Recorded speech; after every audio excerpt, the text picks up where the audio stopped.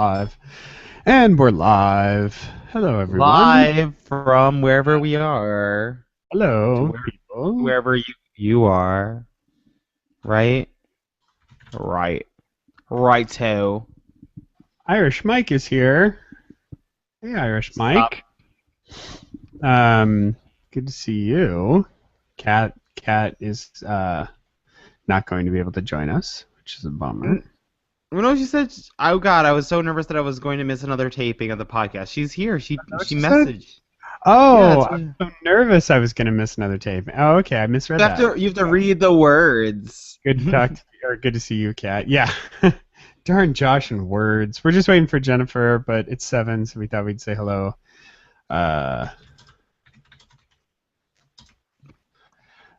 So let me just tweet this link. My phone started it's like I don't know. It like reminded me that I was gonna be on the show in 10 minutes. I don't know. You like synced up to Google Plus or something? You're probably synced up to Google Plus. Oh yeah, I am, but I just wasn't like, I don't know. It was just wasn't expecting it. It was like, oh yes, I know. I'm at my computer now. Thank you, phone, for reminding me. Let's see what's going on. I bought tickets today to see Elvis Costello and Ben Folds with the LA Philharmonic at Hollywood Bowl, which was really fun. I was excited about that. I released a puppet show on YouTube today, which we'll talk about in a minute. So yeah, all kinds of fun stuff. Pretty much. Oh, is that chocolate milk? That's such a good idea. I'm just gonna have a little. I'm just gonna sip. Mm-hmm. And he's gonna drink it all. Oh, headphones. Hey, what's up? Oh my God, that's so good. Is it good? Oh my God, that's so good. I was like, are you fist bumping your image? Yeah, I'm fist bumping myself. Oh my God. Here we go. Why are you doing something for Star Wars today? Isn't there like things going on now? Star Wars Day, May 4th. May the 4th be I released a Star Wars puppet show on YouTube. Yeah, but shouldn't you be at like some kind of Star Wars thing? Oh, I don't know if they do Star Wars things. I mean, I went to the Star Wars thing at Disney last year inadvertently because Red Mike D took me. I guess sort of. Yeah, we went Star years Wars ago. weekend. It's in June, right? Oh, it wasn't around now. I don't know what it was. All I know is we went for Josh's birthday. Test. Jennifer. Test. Ed. Oh, gotta take out my earrings. Test. Say it again. Test. All right. You were like, you kind of phased out. All I know is we went for Josh's birthday. Test. Jennifer. Test. Ed. Oh, gotta take out my earrings. Test. Say it again. Test. All right. Okay, let's do a show. Here we go.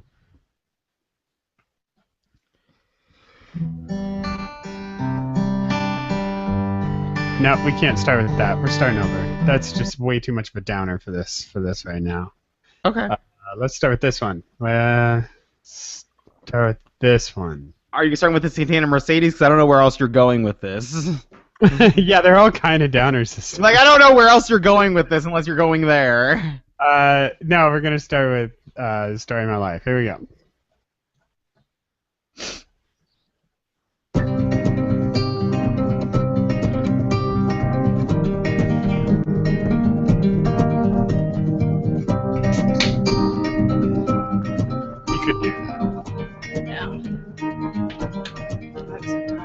Written in these walls are the stories that I can't explain. I leave my heart open, but it stays right here empty for days. She told me in the morning she don't feel the same about us in her bones. Seems to me that when I die, these words will be written on my stone. And I'll be gone tonight. The ground beneath my feet is open wide. The way that I've been holding on too tight, with nothing in between. The story of my life, I take her home. I drive all night to keep her warm and tough is frozen.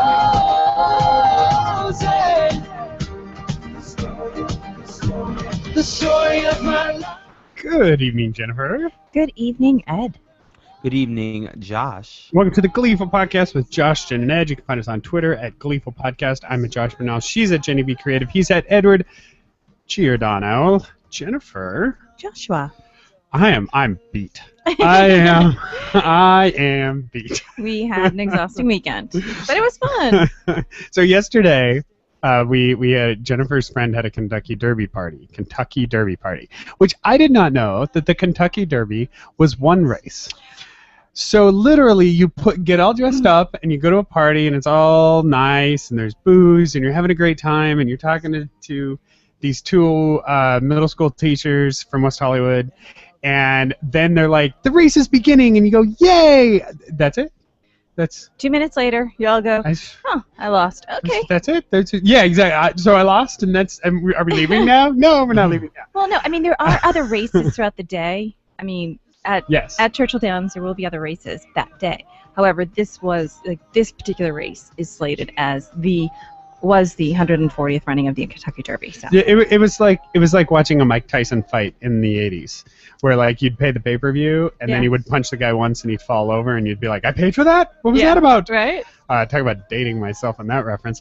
But the funny part is that I got all dressed up. I put on my shirt, and because it's a Kentucky Derby party, I put on nice hat, shoes, and my shirt, my bow tie, and my sport coat. His white linen sport coat. And I'm like, I'm ready to go. And Jennifer says, we don't have to leave for 2 hours. And I apparently had the 3 hours, and I had the time all wrong. So I'm like, crap. But it kind of took me a while to get that bow tie right.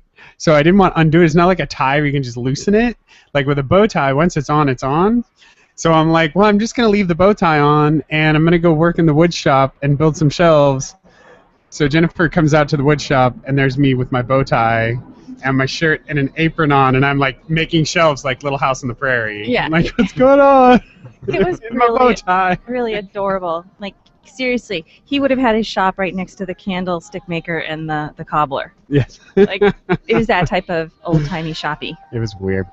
And then we went because my brother was in town, and we went to my parents' house, which, if you ever visit my parents, it consists of nothing but eating and drinking until you pass out.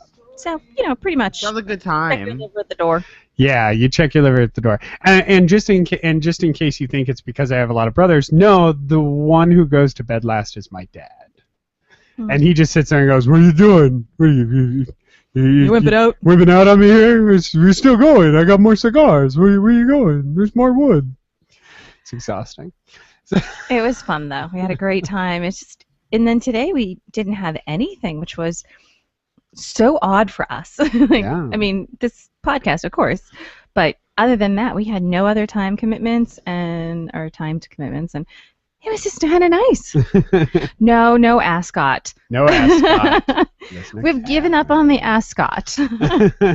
Ed, how are things where you are? Just been working a lot. Like I don't know. Yesterday was prom, so there was like lots of drive-throughing that was being done, and then I assisted. You were you got a second job. That's because right. you're at McDonald's, your other job. Yeah, I like how my manager's like, "Oh, you've been here for like 3 weeks, right?" I'm like, "No, I know it seems that way because you left me in charge of everything for an hour and a half." And it was okay, but I've actually only been here for a week, technically. But you're money. Like you're money at that job. Like you're a rock royalty. star. Pretty much. I mean, they did start me off at pretty significantly more than they start off other people. So I guess that is apparently my commitment was worth it. You should be a franchisee. Like we should. That actually. You should totally become a McDonald's franchisee. You could be the man. Yeah, of we're your own meeting our McDonald's. accountant next week. Maybe we'll look in some investment opportunities. Okay, good to know. Good to know. Ed, you're gonna run our franchises. There you go. Sweet and sour sauce. Okay, let's. So let's So yes, we are here to discuss the episode, The Backup Plan, and this is the latest episode of Glee. We'll go around the group, as we usually do, and discuss the backup plan. Jennifer, what did you think of the episode? I thought it was okay. There were lots of things happening, lots of storylines advancing, but just nothing that impressed me so much. I thought it was okay. I'll give it a B-. And I'm sorry if everybody loved it, but I was kind of like, meh. Ed, the backup plan? B++ is my score. It was so good. It's like, oh god, this episode it's developing things so well. It's proving that Rachel has some flaws in her plan, and it kind of worked out. And then after she wasn't fired, it's like, oh good. I don't actually want her to be fired. But what was too much, what prevented me from giving this the A- that I thought it deserved, was she got a development deal. I'm like, really? They kick, like everyone else in life is like two step forward, 1 step forward, 2 step back. But for Rachel, it's half step back, 3 steps forward. I'm like, wow, right? Rachel. Yeah. Rachel. She ended up getting a reward for her bad behavior. And I wish the song selection was a little bit stronger. The songs were fine. I thought it was a good mix of modern and classic, but I wish there was maybe one big closing number and or a Santana doing a Funny Girl song. Missed opportunity. Yeah. Yeah, for me, this episode was a B- at best. I had all of the same problems that you both had with it, but I guess I found them more glaring. To me, Rachel's character did this weird big step back, which I found very annoying. The Kurt Blaine plotline wasn't resolved at all. The episode kind of ended, and I forgot about it until a couple minutes ago. I went, oh my gosh, they didn't even resolve that. Well, they didn't resolve because they're setting it up for the future. Yeah, but there was not even within the context of this particular episode did they really do anything with it. And then and the whole Santana Mercedes thing I just found so unrealistic. I couldn't wrap my head around any of the intentions going on. So, for me, this was a B- episode. It fell into the B category just because at the end of the day, it all kind of hung together. Like, for all of its faults, it still worked, more or less. Like, I've seen episodes that were worse. But, this one didn't bring me a whole heck of a lot of joy. See, I don't think it was, I felt like everything felt real and motivated, and I was glad to see some Kurt Blaine discussion about their relationship for the good and bad. All I want the characters to do is to think about their situation in their life, when I feel like so much of their relationship has been oh, let's just jump for it. Now they have time to discuss, reflect, and that's all I really want out of them. So I don't know. I really like this episode, and that's good, I guess, because we can't all agree all the time. It's funny, to a certain extent, to finish what you had just said, so much of Kurt and Blaine's relationship is born out of being the only other gay man they know. And then, oh, look, now they know other ones, but for a long time, no, it's just them. Let's go ahead and we'll talk a little bit about the progressions in this episode. We did get a couple songs from Rachel, the first one, or from Leah Michelle. The first one was "Wake Me Up," a very kind of slow. I don't know what the word is. This is the acoustic version released by Aloe Black on his solo record. Okay, the acoustic version is released by Aloe Black. This is Leah Michelle doing "Wake Me Up" on the Gleeful podcast. By a beating heart, I can't tell where the journey will end, but I know where to start. They tell me I'm too young to understand. They say I'm caught up in a dream. Well, life will pass me by if I don't open up my eyes. But that's fine by me. So wake me up when it's all over, when I'm wise wiser and I'm older. All this time I was finding myself, and I didn't know I was lost. So wake me up. That's Wake Me Up by Lee Michelle. It was funny on Sound Opinions, which is this podcast I adore out of Chicago. If you like podcasts about modern music and really obscure old music you may not have heard of, it's awesome. But they interviewed Giorgio Moroder, who was kind of created disco, was really like the godfather of all modern EDM.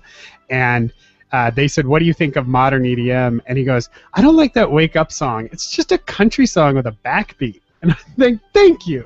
I've always said that about this song. It's just a country song with a backbeat. Yeah, I wouldn't have categorized it as anything other than country pop. Yeah, it just happens to be by a bunch of very, EDM type performers.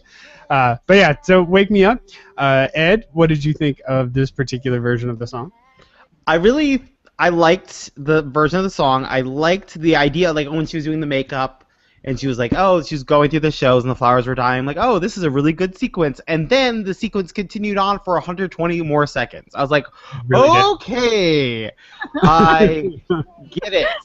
I thought it was a good idea, and then the sequence just kept going. And the issue with the sequence, kind of, for me, this is my whole issue with the Rachel storyline. She's apparently been doing the role for 3 weeks. They say that she's done 46 performances, which actually comes out to like 6 weeks. I did the math in my head. Well, maybe count previews. Yeah, that's true. Okay, yeah. If you were to count previews, so yeah. And she's already apparently tired of it. Like, she's already doing the song about how lame it is and how tired of the role she is. She ends up getting an audition for a TV show in Los Angeles. And I would watch Songs of Solomon. I just want to say that. Straight up. I was like, with Grey's Anatomy elements? Sign me up. That was so funny because I'm like, that show would never get picked up on primetime. Like, hard sci-fi is never on primetime anymore. Right. But it was kind of, to me, it was a really frustrating backstep with Rachel's character, because her whole trajectory for all these years has been Broadway, Broadway, Broadway, Broadway. She finally gets Broadway, and a week later, or even in her time, 3 weeks, she's done the show for 3 weeks, and she's already talking about moving on. It just goes to show you that when happily ever after is never that happy. That is, I don't even know what that means. Well, it's like the quote was it oh God, I can't remember who said it. But the two greatest tragedies in life are, one, never achieving your life's goal, and two, achieving your life's goal. So there is kind of that bittersweet moment to me. But the thing is, it's like, okay, I get it. She's done the show for, we'll just round it up to a month. A month. We'll round up to a month. She, is now getting exposure, and the talent agency is interested in her. And, I think if she hadn't been, given the opportunity to say, hey, what would you like to do? If she was just doing it and doing it and doing it, I think she would have been okay. But it was like, oh, wait, people are noticing me. Where should my career go? And she's like, well, TV and movies would be great. And then he, basically shoots that down. So I hurt her mentally.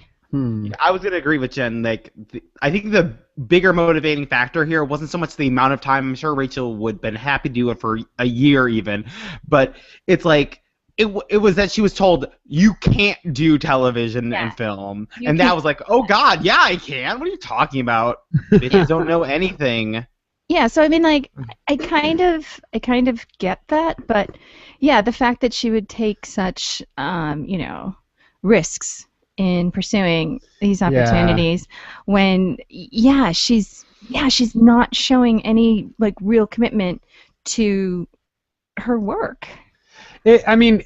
I kept waiting for somebody to name check Madame Thibodeau in this sequence, because it's pretty much exactly what I felt the Madame Thibodeau scene a couple weeks ago was setting up, and yet here we are kind of getting the culmination of that, and she's not even brought up. That would be in a world where we punished Rachel. Right. But Well, Kurt did yeah, and say that's- everything we were thinking, too. That's true. That is very true. He said, spot on, word for word, what, we were saying to each other. Like, this is crazy. It's only been 3 weeks. Yeah, In to your me, live stream. it was really defeating. I mean, it's hard. Like, I want to pull for this character. Like, I want to pull for Rachel, but this wasn't even. I don't know. I felt really kind of betrayed in a way. Like, if this is my friend, I would feel incredibly betrayed by those actions. That she has worked this hard and achieved this thing, and we're all supporting her because she's kind of crazy. And then as soon as she gets it, she just bounces off to another place. Yeah. Like, I found that really that was a really lame thing to do, in my opinion. Yeah, and then the fact that she. Okay, fine. I would have been okay if it ended with it was a bad audition. She screwed up. She had her friends cover for her. She didn't get fired even though they wanted to fire her. That should have been it. But then to reward her on top of that, it was like, come on. It went. That's why it wasn't. It was too storybook. I'm like this was on the way of finally being like a lesson learned for Rachel, and then she's like, just kidding. I'm fine. I'm perfect. I'm flawless. Yeah, you find you're gonna have to make some sacrifices to be as successful as you want to be. One of those sacrifices being you won't be able to take advantage of every opportunity that comes your way. Oh wait, no, we're gonna send a writer to New York, and she's gonna work with you to develop your show. After your disastrous audition too, I really didn't understand where the logic was in that. Like right now, Idina Menzel is watching this plotline and going, "That is bullshit." I mean, it's so absurd. Yeah. I found it it was a tough one.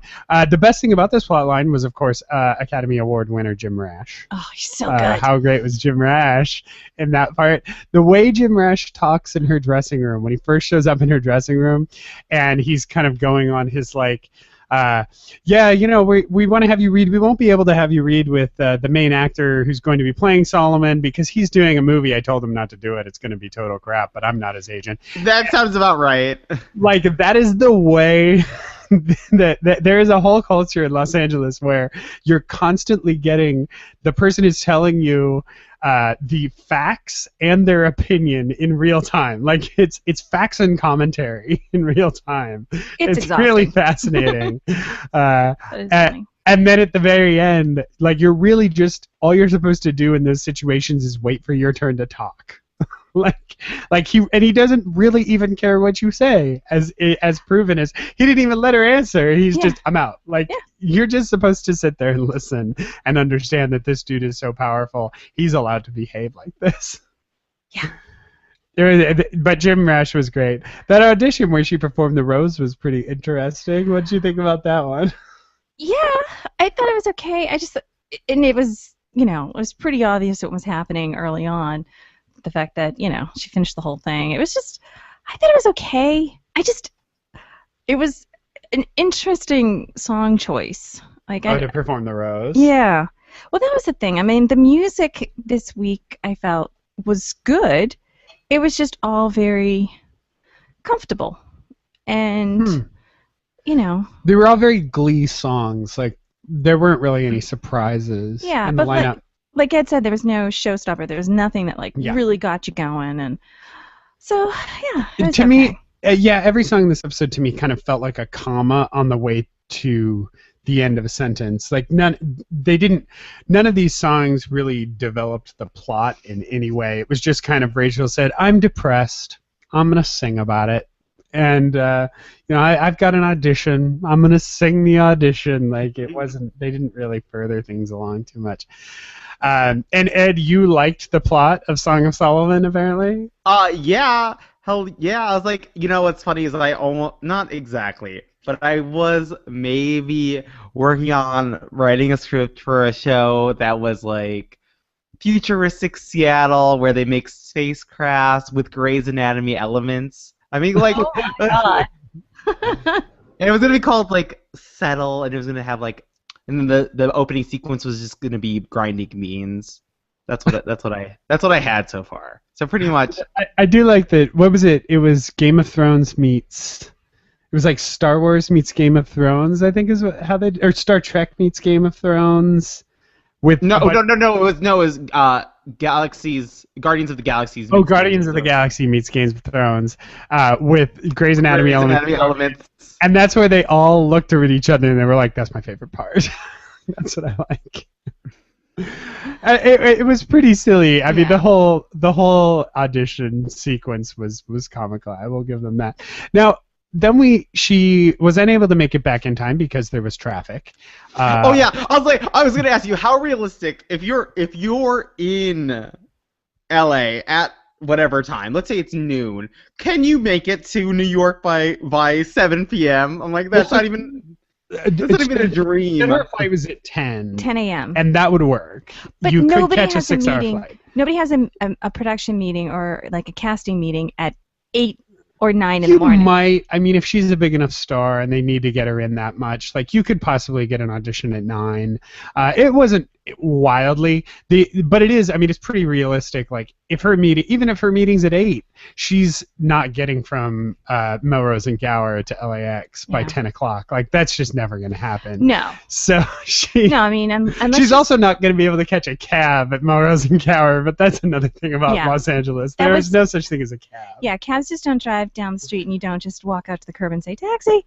But okay, another thing about the audition, Jerry Jewell from Facts of Life fame. Oh, I'm like Jerry Jewell, the puppeteer that died, that wrote the Muppet movie. No, God. No, Jerry Jewell from Facts of Life fame, of course. Yeah, totally not mentioned. Yeah, just in the scene. And Corky from Life Goes On was his assistant. Oh, I didn't catch that. Yeah. Wow, that's funny. Yeah. So some interesting. Subtle surprise casting in there. So this all culminated with Rachel being unable to make her show, and that Santana went on and saved the day, portraying Fanny Bryce. I'm going to just come out and say I have no idea how to feel about that, Jennifer. Doesn't matter. Santana going on as Fanny Bryce? I saw that the second they went to Santana, I didn't think it would be Mercedes walking through the door next. I thought it would be Kurt, and I thought it was going to be Kurt saying, "You have to do this. You have to go and cover for her." But the fact is, she is on this mission to become an actual decent human being, an actual caring friend, and this is one of the steps that she's taking to do that. And it was kind of cool, because she's acknowledging that she's kind of a horrible person. And what'd she say? I discovered the world was even colder than I am. Yeah, which I don't know what that was in reference to. The second she said that, I was just trying to think, okay, what has happened recently in Santana's life that is somehow supporting this statement? Yeah. Because she's kind of been on this long festival of win for most of the season. Yeah, she just was on this wonderful trip with her girlfriend, who I haven't heard about since, perhaps she's still in Hawaii. True. Oh, yeah, obviously. You left her on Lesbos. No, what happened was that Kurt called her, and she had to take an emergency flight back to New York, and Brittany's original return flight hasn't happened yet. Wow. Obviously. Well done. But still, I guess that's, at this point, at that point, I think I'd kind of given up on this episode, it didn't even feel like that was not Santana. I think that's what I'm getting at. There was no aspect of this character to me felt like Santana. This felt like a weird parody of even when Santana was at her most friendly. Like in this episode, Santana did 2 aggressively heartless things, or heartless. Wow. Selfless. 2 aggressively selfless things in the same episode. I mean, it was kind of stunning to me. You complained before that she doesn't have enough. Like she wouldn't like. She has people are rewarding her for not doing anything. She's just an evil person. And now she's trying to prove to you that she's a decent person, and you're upset. Let's just review the cue cards. It was so much in this episode, and it didn't even feel like Santana. Like, if Santana's going to do you a favor, she's still going to do you the favor. She's not the devil. She's still going to do you the favor, but she's going to make sure you know that you owe her for that favor, that she went out of her way to do you that favor. You're fan fictioning right now. What? I don't ever recall Santana ever once holding someone's a favor over anyone. You're fan fictioning. I'm fan fictioning. But I mean, it's not implausible to think that, that would be how she would, that would be something she would do based on that. But, I kind of buy it. I think, maybe reconnecting with Brittany, maybe seeing how, her friends trying to help out is actually a good thing, and how that could, if she became a good person and helped other people out too, maybe things would happen for her as well. So it didn't seem, it was different, but it didn't seem implausible, and it didn't feel false. She learned some lessons from the native Lesbosians. Yeah, and then but the other thing too, it's like, I'm like, living with other people. Norwegian tourists, is that what they're German tourists? Even Sue's niceness was short-lived. So, I mean, the whole thing with Santana being decent, it's a pleasant little respite from her evilness, but that'll be back. It was. Yeah, it obviously bothered me more than it bothered you guys, which is fair. Which is par for the course for Santana and you. Yeah. There you go. Let's take a quick listen to The Rose before we move on. This was Rachel's audition song, when she thought that Song of Solomon was actually a song.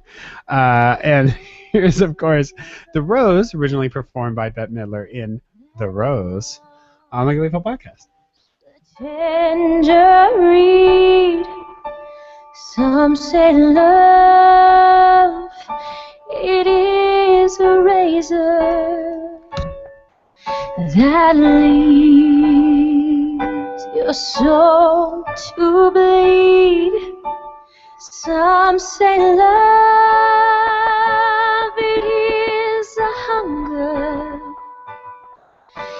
an endless aching need.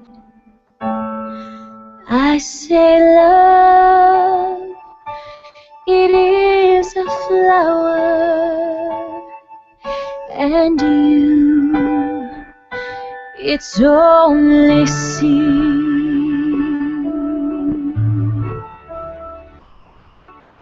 It's the heart afraid of breaking that never learns to dance. It's the dream afraid of waking that never takes the chance. It's the one. That is a really pretty song. As this was going on, I was thinking, why has this song not been done to death on reality music competition shows? That's what I was thinking. Why hasn't it? Should be. It's good enough to be. We don't need to be hearing True Colors again. Lord no. Lord no. We do not need anything by Gavin DeGraw or Edwin McKay. Okay. Well, I guess it's an upgrade, because before you said Gavin DeGraw only had one song, so I guess anything implies that he has more than one. It's always I Don't Want to Be. Nobody. It isn't always. Sometimes it's Not Over You. Sometimes. Sometimes it's Chariot. It could be Chariot. Chariot's a good song. Or what else does he have? He has other stuff. I don't know. This is This was The Rose, originally performed by Bette Midler in a movie called The Rose. When I was a kid, I always thought she played Janis Joplin in The Rose, but I don't think she does. I think she plays someone else, fictionalized. It's a fictionalized character, but singer. It's definitely paying homage to the life and career. So if you go on Wikipedia, I always go on Wikipedia, and there's a list of songs in Glee. And they have a page in Wikipedia for each season. You can and I always go there because then they have links to the Wikipedia page for the individual songs, and you can see who wrote the songs. It's kind of interesting. So just to show you how long season 5 has been, the first episode of season 5 was the Beatles episode. Yes. That was like 1,000,000 years ago. Yeah, that does.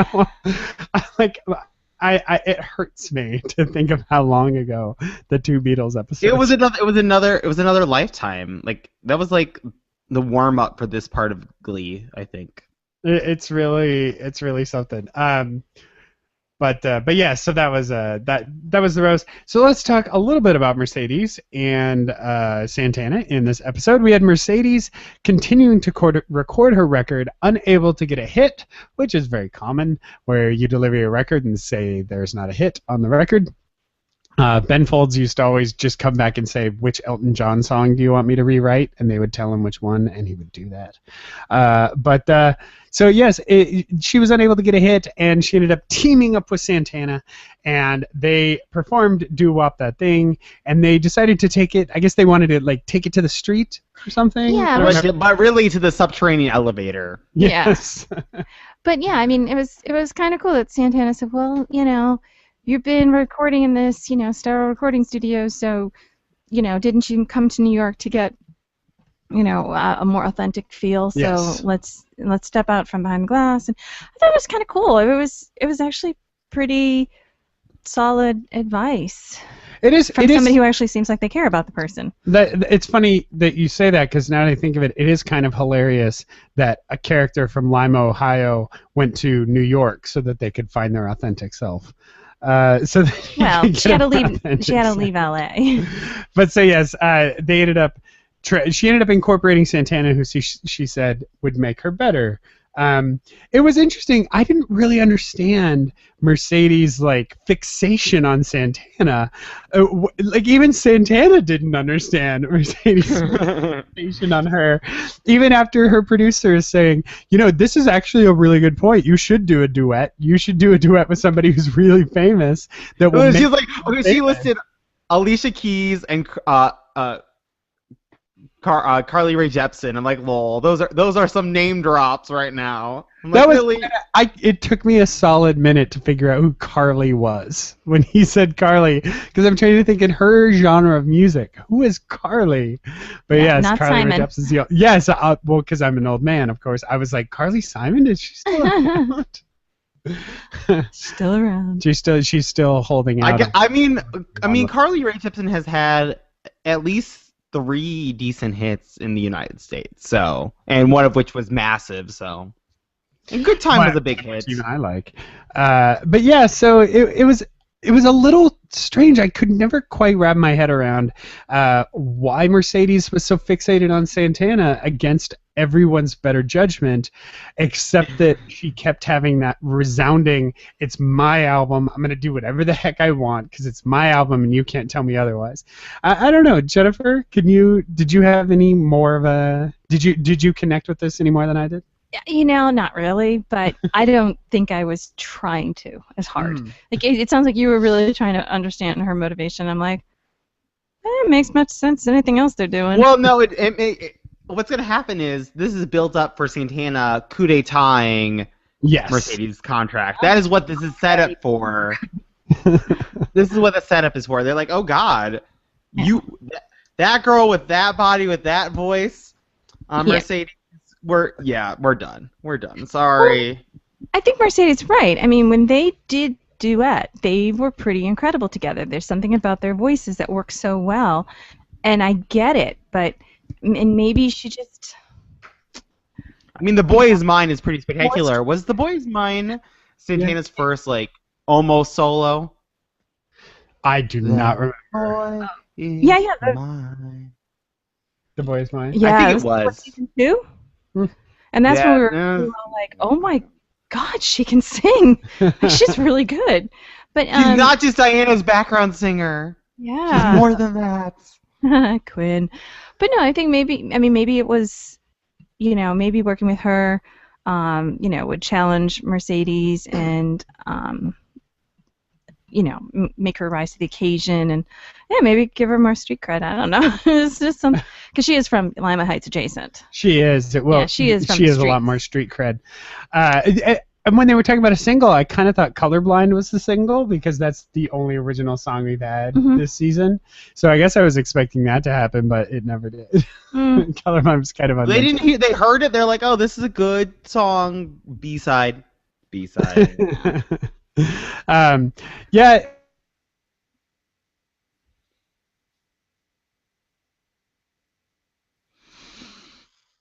In that particular sequence. But let's go ahead and take a listen to that thing, Doo-Wop, that thing, originally recorded by Lauryn Hill on the Re-Education of Lauryn Hill, one of the greatest records, my opinion, top 25 records ever made, Re-Education of Lauryn Hill. Here's Doo-Wop, that thing, Naya Rivera and Amber Riley on the Gleeful podcast. It's about a thing. If you feel real good, wave your hands in the air and lick 2 shots in the atmosphere.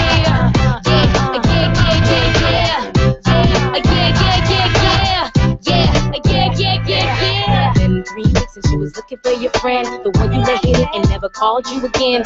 Remember when he told you he was out the Benjamins? You act like you would hear him and gave him a little trim. To begin, how you think you really gon' pretend like you wasn't down? Then you called him again. Plus when you give it up so easy, you ain't even fooling him.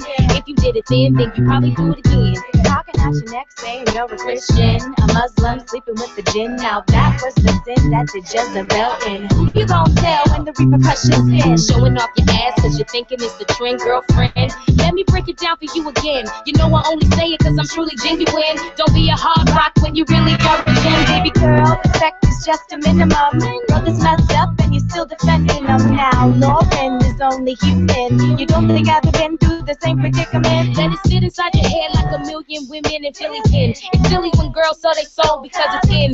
Look at where you be in. Hair weaves like Europeans. They nails done by Koreans. Come again. Yo, a win-win, come again. Yeah, come again. My friend, come again. Yeah, guys, you know you better. I kind of want to take that backbeat and like tattoo it on myself. It's like so good. The bass line and then it's such a good one. So yes, that's Doo-Wop, that thing. All of that praise I just gave it. That was kind of okay. I don't know, like they don't really have any of the. It's weird when you do a rap song because hip hop is traditionally so personal, or supposed to be. Like the best hip hop is so personal, and so they're just kind of saying things that were personal to Lauryn Hill. They don't really apply to their characters, but it was pretty. That is a great song, and I will ask you, Ed, in the battle of Amber Riley and Naya Rivera, who do you think won? Was it a battle? I didn't feel the battle. I thought they were just duetting. Josh is great. I'm creating. Josh had a great drama, and I mean they did perfectly fine together. I actually don't think so. I mean, to me, their voices kind of clash on this one, just because I don't know. Maybe because you like the original. Oh, I do quite like. No, there's no question that I do prefer the original. But yeah, no, they kind of clash. I think it was like Santana's voice is very. She has like a softness to her, and which I don't know, it didn't work for me. But you liked it. Oh yeah, I thought it was nice. But the thing is, like, I didn't know if they were supposed to be more like an equal duet, or if it was. Santana was supposed to be more of the background. The backup singer, yeah. And the thing is, like, they were almost too similar. But just listening to it, I hear Amber more. I mean, I think she's. I would say, if there were to be a battle, I would say that she actually won it. All right. So I do think, Ed, that we are definitely setting up the coup d'etat. I think that the finale is going to be, you know what, we really want to offer the record deal to this person, and then Santana's going to have to choose between her dreams and her friendship. Well, that's... And then she'll choose her dreams because... Yes. Which is exactly the same setup. Exactly, yeah. Ed, what were you saying? Then she chooses her dreams because damn right, that's what you do. Friends are a dime a dozen. Wow. See, I mean, what's funny is, like, in real life, that is what you do, but on TV it's not, because on TV you're always going to get another opportunity. But that's why you like Santana, because Santana does what she wants because that's what she wants. Well, that's like I think that was the struggle I had though when Santana's standing in the doorway saying like, I think your producer has a point. You should not be trying to get a duet with me. And like Santana is not the one standing in the doorway saying, yes, we should do the duet. Santana is standing in the doorway saying, hey, so after you're done talking to her, can I get 5 minutes in that studio? And I have this song I want to do, and it'll be amazing. Like that's a Santana move. Right. I mean, well, that's what she did. Whatever, like in their world 6 months ago when Rachel said, hey, if you're not doing anything, be a backup model or background model in my photo shoot for Funny Girl, at which point she gets a taste of blood and she's like, okay, not only am I going to be, no more am I going to be the background model, I'm going to be your understudy and I'm going to take you down. Yeah, she can smell it. Baby, there's a shark in the water. So we should need also, that song. If you're listening, if you're still listening at 42 minutes in, we should also address this rumor that, like, over the course of 8 hours, the rumor went from Naya Rivera has been fired off of Glee to Naya Rivera has been fired off of Glee because Lea Michele hates her to Naya Rivera was fired off of Glee because Lea Michele hates her and slept with Big Sean, which is also why she's not getting married. And I got so many tweets about it, and everybody was talking about it. And hey, look, didn't happen. Totally made up. Like you got to read these articles because if it's a source close to 95%, that's like nobody. Like, and if you trace it back, because at one point I was so amused by it, I was also frustrated because I mean, there's actual people's lives at play when they start getting into debates about what a horrible person Lea Michele apparently was for sleeping with Big Sean.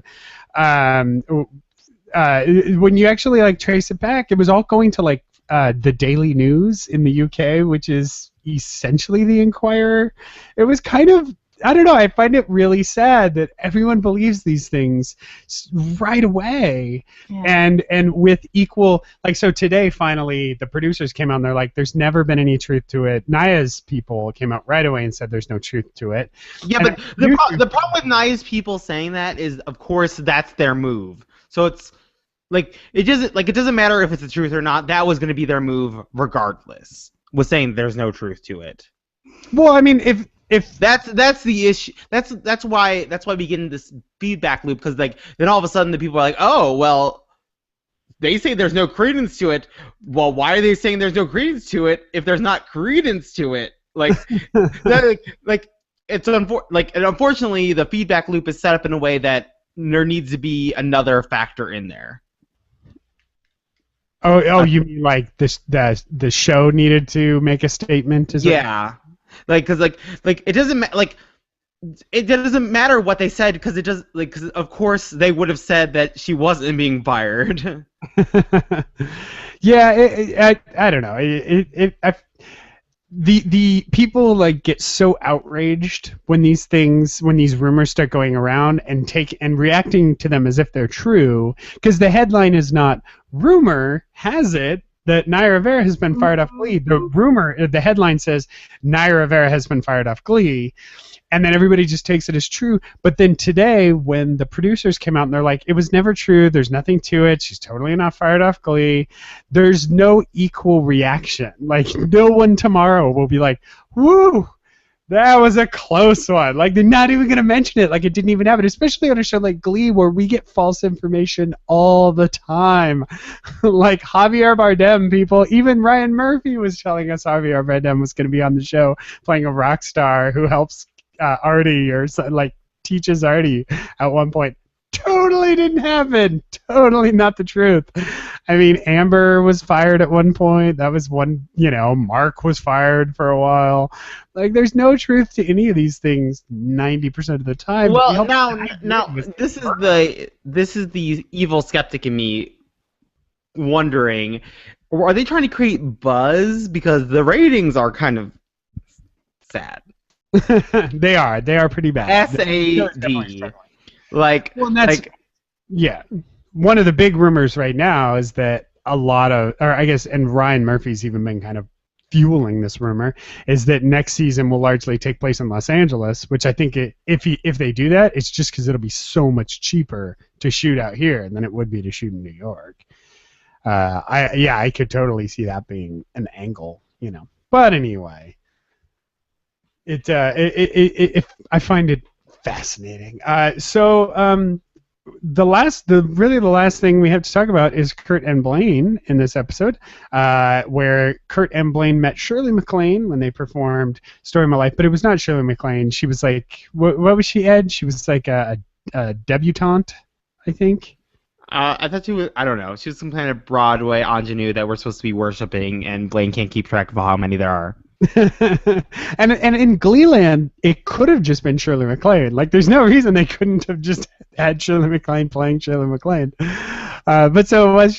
So they met Shirley MacLaine, and she kind of took Blaine under her wing and wants to make a star out of him. They also perform "Piece of My Heart," which we can take a quick listen to. This is such a knee-jerk reaction to Rock Week on performance shows, just for their. "Piece of My Heart," the song. It's like, oh, Rock Week, and I'm a girl. Oh, "Piece of My Heart," of course, that's what I'm going to do. Like, no, you can do better. Well, here's a bit of "Piece of My Heart" with Shirley MacLaine and Darren Criss on the Gleeful podcast. Feel like you were the only man. Yeah, didn't I give you nearly everything that a woman possibly can? Well, you know I did. And each time I tell myself that I think I've had enough. But what I'm going to show you, baby, is that a woman can be tough. I want you to come on, come on, come on, come on and take it. Take another little piece of my heart now, baby. Oh, break it. Take another little piece of my heart now, darling. Yeah. Have another little piece of my heart now, baby. Well, you know you got a child if it makes you feel good. Yeah, you're so right, Ed. This is such a this particular song, it's on that list of, like, we used to always say, like, with Jennifer and I, when we were covering Idol, we would always say, there's always somebody on the show that doesn't own a lot of records. And they're just going to do the same 4 songs that you do if you're a girl or a guy, because you just don't own, like, you don't know any deep cuts. You're going to do Bonnie Raitt. You're going to do Janis Joplin. You're going to do Alicia Keys, and you're going to do the other one. The other one. I Have Nothing. Yeah, probably. Yeah, it's like, they're just kind of circling it. Yeah. So, what's funny about this song is I've never considered it to be a particularly great song. It's just that Janis Joplin made it a great song. Actually, Janis Joplin and the Holding Company, because they were an amazing band as well. And Southern Comfort. And Southern Comfort. Those 3 magical entities got together. That's the magic ingredient, yeah. So yeah, for me, I've never been all that interested in it. Ed, thoughts? Because you've probably heard this song more than any human being alive. Having watched every... I did watch a lot, but it was fine. I mean, it was interesting, and now that I didn't know the story about the rose with the Janis Joplin, so I was like, oh, is there a theme that I'm supposed to be catching on to now? Which apparently there was, sort of. So. Well, but it doesn't fit any of the other songs. I mean, that was one of my kind of issues with the music in this episode, is they don't seem very related. They're kind of way out on different extremes. And unfortunately, none of them advanced the plot or did anything to any. They didn't solve anything. You want a song in Glee to be doing 2 things at the same time: either resolving a plot and doing character development and, like, moving the plot along. Like, you want to hit on 2 of those. But unfortunately, with all these songs, it was like, they're gonna do a performance. They're gonna do a performance. They're gonna do a performance. I feel like the only one that almost kind of advanced the plot was the Santana Mercedes song. Was like, okay, like, oh, this duet really worked, and they ended up like, we sound so good together, and this was such a good urban sound. That was like the one that had dual purpose. Yeah, I think you're right. Like, none of the songs had any emotional catharsis to it. Like, you never really felt like you got anything from it more than just a little entertainment. Yeah. And then and then you have to the song director needs to be thinking. Look at me. The song director also needs to be thinking about why this song? Why you could just put any song in here almost practically I feel like "Wake Me Up When September Ends" would have almost been a more applicable song for Rachel by Green Day because "Wake Me Up" "Wake Me," the sentiment for "Wake Me Up" and the arrangement the arrangement was telling us it was she's over the show, but the words were not telling me she was over the show. So it was just these things just weren't coming together. Two things at the same time. What's that? Sorry to go back to that, but it's I didn't take that performance, that song, that she was over the show. I just felt like she was hurt by being told she's limited in her career goals. Well, then why were the flowers needlessly dying? They could have just thrown those flowers away. I didn't catch that. That's a good eye, Ed. Yeah. That's a very good eye. Well, we do have Kurt and Blaine, I guess. Blaine meets Shirley MacLaine. She wants to make him a star. She has no interest in making Kurt a star. Blaine seems fixated on taking Kurt with him in a very aggressive way, and then doesn't even tell Kurt when Shirley MacLaine says, "You need to break up this engagement." It was, I think, the struggle with this one to me was it felt so rushed. It was a lot of big concepts in this particular plot line, and this is kind of where you want a silly third place plot line. You've got big things going with Rachel, big things going with Mercedes and Santana. You kind of want Kurt and Blaine to just be doing some silly stuff on the side to make the other two okay. And there were really big concepts which they obviously were unable to resolve by the end of the episode. I don't know. For me, this one was just kind of out of place. Jennifer? Does it really seem that out of place after the last episode that we had of the of Blaine and Kurt Blaine's insecurities with Kurt? Isn't that out of place? And then I was watching a YouTube video of top 10 best gay fictional couples, and I forgot that Blaine was the one who made the move on Kurt for the first kiss. That was in that sequence on YouTube. I was like Blaine has always been the one pushing for this relationship. So I'm glad. And to me, it does feel in sequence with their characters, but I just felt that in an episode that already had two really important plot lines, there just wasn't room for this to really get its due, and because of that, it ended up unfinished. Jennifer? Yeah, it felt kind of out of nowhere, and I felt that instead of being, excited or motivated by everything that was happening, Blaine was just sort of going along with it. And Kurt was perfect. I mean, when Blaine got invited to go to that dinner, and Kurt said, yeah, I'm jealous, but I want this for you. I think this is incredible, and one of us should be doing, taking this opportunity. So yeah, I'm a little jealous, but I would never hold you back. And then Blaine just gets stupid about it. It's then when he's going to have the show done for him to, basically present him to the, her inner circle, he's stupid. He lies to Kurt. And Kurt, by Kurt's reaction, he didn't expect to be included in the show. Yeah. Yeah, that was also a perfect out. That was interesting. Kurt had no expectation. Yeah, and Kurt yet was so Blaine level-headed and loyal and supportive. And yeah, of course he's going to be a little envious, and he even expressed that. But who wouldn't be? So he was honest about that. And yeah, it was just and this is something that just sort of fell into Blaine's lap because, of course he just graduated from high school 6 months ago, and this is what happens. And he was sleeping in the pool at the Beverly Hilton, and a famous person. Yeah. But I felt like his heart wasn't even in it. I mean, that's the other thing too. He was just sort of going through the motions because it was maybe more Kurt's dream. And I don't know. Yeah, I'm still kind of processing. We only watched the show for the first time about 4 hours ago, so still sort of processing it. But it really bummed me out that Blaine, with everything they've been through and all of the really open discussions that these two have had, the fact that he just needlessly lied about this, and you just see the fallout. Like, it's going to happen. You know it's coming. It's not going to be good.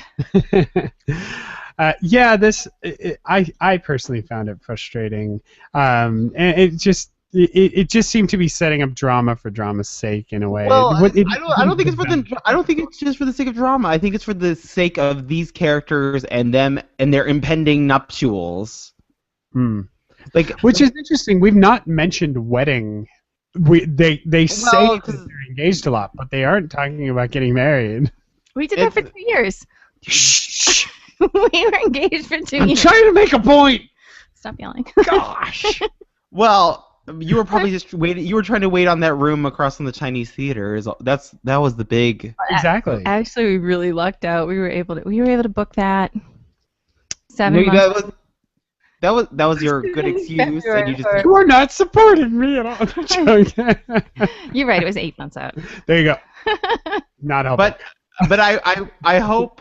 I don't know. I'm glad that they're having these conversations. That's all I ever really wanted out of the Klain was them to have these conversations. Like, is this what we really want? And if they come to their pro-con list and they're like, you know what, this is who we're supposed to be with, not only right now but forever, then go for it. Like, I'm not Team Klain.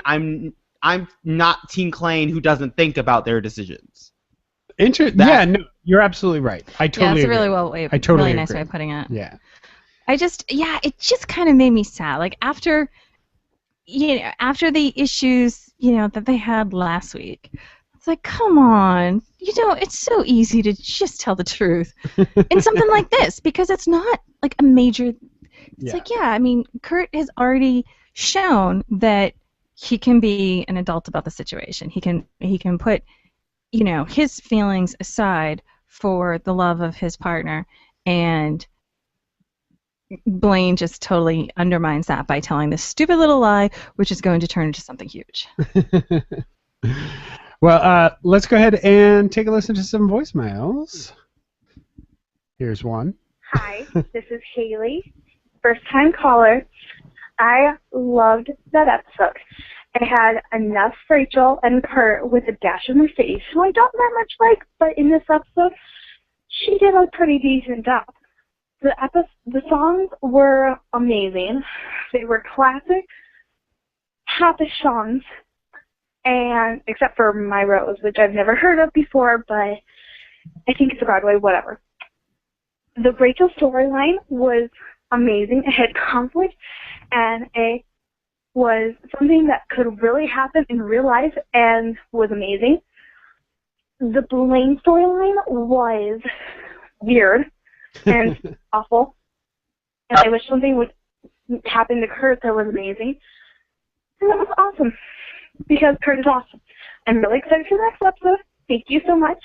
Have a good night. Yeah, Chris Colfer wrote the next episode. I know, that's right. Yeah. Of course he's playing Peter Pan. How adorable is that? Here, we got listener Sonia. Yo, it's Sonia. Too much plot crammed into one episode again. Each bit was good, but it felt rushed. Life craps on Kurt again. I just don't buy why he has to fight for everything that gets handed to Blaine. I find this whole golden boy Blaine thing exhausting. He's good, but not the second coming. I actually like Blaine, despite myself, but come on. Show him working for something. Rachel has a better balance. A lot is given to her, but a lot is taken away. She has to struggle a bit, at least, even if it's her own fault. The Mercedes plot line feels so tacked on. Where the hell is Brill? This topic has well moved on, but I keep thinking about it. Won't leave me alone. Each time he was on, Josh, you said Adam was a crap actor, sometimes more than once. True. 2 points on that. One, granted, what we saw wasn't much to look at, but we weren't given much to look at. They didn't write him apart. They wrote him lines. Two, compared to whom? Some Glee actors are brilliant, no question, but some, quite a few actually, are frankly not going to have a career when the show is over. He's at least decent, Josh. Postscript. I think he does humor very well for Divas and Best Week Ever, and I'm disappointed they didn't give him any comedy to work with. I think he would have been very funny if they had given him the chance. And that's all. Kiss, kiss. Mwah. Let's see. We got. And I totally agree about the whole. Like, I do miss Elliot. I miss that other, that other. The other gay man that we could point to that isn't Kurt or Blaine. Well, I mean, also it's the male perspective in trying to get a career in LA. I'm sorry, New York. Sorry. I think that you have all these people, but it's mostly the ladies. Yes. And just to have this other person, and he is kind of like, he's a good touchstone. Like, he's a good sounding board, voice of reason for these characters that are sometimes a little unreasonable. It's sad that we lost Demi Lovato and Adam Lambert, because I felt like both characters had such potential, and they're just gone. They're just gone. I know. I wonder if they stop trying to stunt cast people like that, like rather than cast Adam Lambert, who has a million things going on, just cast somebody who's available but is good. That they might have been. We got Brody for way more episodes than he really needed to be. Yeah, because but he was available. He was available because Terra Nova was whatever, and they're like, oh yeah, that guy who was on that Fox show that could sing. Like, that's pretty much. I bet that was like the story. Listeners did email in later to say she changed her mind and felt that in the end, Rachel was just as crazy as Blaine. So, Good. I was like, I don't know about that bit. Here we got another one here.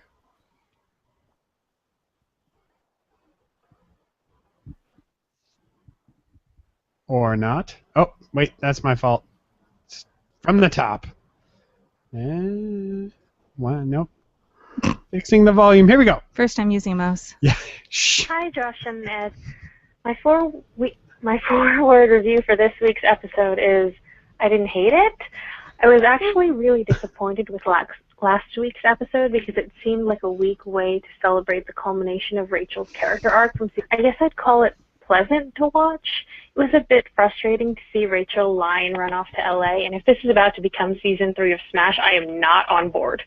But I enjoyed both of Rachel's songs this episode. I thought her audition in LA was pretty funny, and oh yeah, Jim Rash! Come on now. Yeah. I thought it was also resolved in a realistic way, with Sydney telling her flat out that he wanted to fire her, but that he couldn't given her success. The news of the development deal was a nice way of keeping the energy up without torpedoing the work that had been done this episode to give Rachel a wake-up call. One last thing. Mercedes is ridiculous. She's as bad, if not worse, than Rachel with all her demands, especially since it's the music industry and not Broadway. I think next week might have something to do with Broadway barks, and I'm a sucker for dogs, so it should be fun. Thanks for doing what you do, guys. Can't wait to hear the podcast. Bye. Thank you very much. Thank you. And we have one more from California. Hi, Josh, Jen, and Ed. This is Queen Van 1025 from Southern California. I just wanted to call in and quickly weigh in on this last week's episode. And the main thing I have to say is that I don't want Shirley MacLaine on Glee anymore. Like, I don't like what she's doing here. In addition to stirring up, this Blaine drama, I feel like I was really excited about finally seeing some depth in the character development of Blaine and, seeing Kurt and Blaine have these realistic relationship development things, and it's like we just started seeing Blaine starting to doubt himself and deal with these insecurities, which I thought was really interesting, and I was kind of interested in seeing more of that. And then here comes this, character lady coming to swoop fantastic he is and planning all of these things around him, which is great. Blaine is fantastic, but it's like I feel like, okay, Blaine was insecure for like 5 seconds. Now he is on top of the world again, and there's all this attention being focused on him. And, it kind of shifted everything back into Blaine's court to where, Kurt is still having to, rely on Blaine. And he's even trying to ride his coattails to walk through these doors that are whatever going to be opened up for Blaine. So that was really disappointing. And I don't appreciate that. And I don't know where it's going, but they better not. I just don't want Blaine to break up, but whatever happens is going to happen. But also I was interested in seeing whatever the status of Naya Rivera's whatever thing on Glee. I was interested with kind of seeing her struggle with, realizing what am I doing? Like, what's going on in my life? Seeing her kind of realize that some of her friends, everything that they've ever wanted is coming to them, and having her kind of step back and look that there was really no place for her and that she doesn't really know what's going on. That was really interesting to see. Whether we'll get to see anything come from that is yet to be determined, but just wanted to weigh in on those two little aspects of this episode, and I'm looking forward to listening to the podcast. Thanks, guys. Bye. Yeah, she actually had a good point in that voicemail that I forgot, was when Blaine walks in to say, or when Blaine and Kurt are talking about the time that he's been spending with Shirley MacLaine, Kurt does say, no, it's really good. She's going to introduce us to so many people. Yeah. She's going to get us ahead in our careers, or she's going to be good for our careers. So, I mean, Kurt is kind of looping himself into this, though a moment later in the conversation he is incredibly level-headed in his responses to being like, no, it's cool, no, like, I'm just happy for you. Yeah, I mean, I can see that. I mean, anybody would be envious of the situation, especially, he's been in New York a year longer, he's been working supposedly in more places, and to have this whole thing happen like that, it's like, but I mean, before Blaine went to that dinner, he even said, this is for us. This is, he said this is for us. So, true. The fact that, okay, Kurt's now counting on that is kind of, again, it just makes me sad the way that Blaine is handling it, because he didn't have to. Yeah, he didn't have to lie. All he had to do was say, I'm really sorry you're not included, but you'll be there. I'll make sure you're in the room. I make sure I introduce you to everyone. These things happen. That's about it for us. Jennifer, do you have anything else? No, actually, that was pretty solid wrap-up. All right. Ed, any other thoughts? Nothing particular. If you made it to the end of the episode, it's another podcast that I listen to does this all the time. So send at Gleeful Podcast #Clane Talk. That's our hashtag to prove that you made it to the end of the episode. If you made it to the end of the episode. #Clane Talk. Tweet someone and we'll be like, yay, thanks for listening. Stuff like that. Well, if you'd like to weigh in on anything we said here tonight, you can email us at gleefulpodcast@gmail.com. You can find us on Twitter at Gleeful Podcast. I'm at Josh Burnell. She's at Jenny B. Creative. He's at Edward Giordano. You can also find us on Facebook. Just search for Gleeful Podcast, and you can talk to the other listeners of the show. If you'd like to leave a voicemail, you can always call us at 424-258-glee. And, of course, you can listen live. We usually record on Sunday nights. There were only 2 more episodes of Glee this season, which is exciting. The next one's written by Chris Colfer, and after that we have the big finale, which is exciting to see how Season 5 wraps up, and we cast off into the ether of Season 6. And that's about it for us. For the Gleeful Podcast, with Josh, Jen, and Ed, I'm Josh. I'm Jen.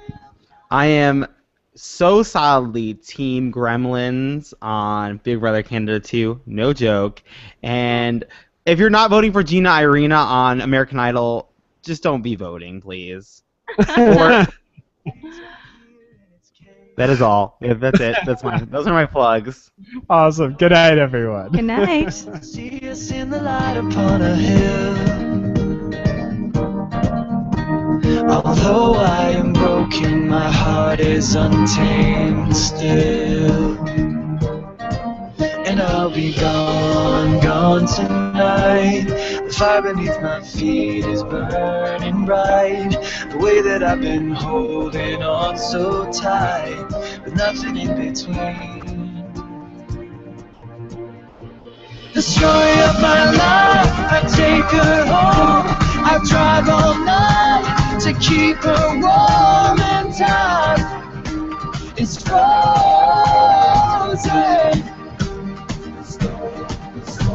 The story of my life, I give her.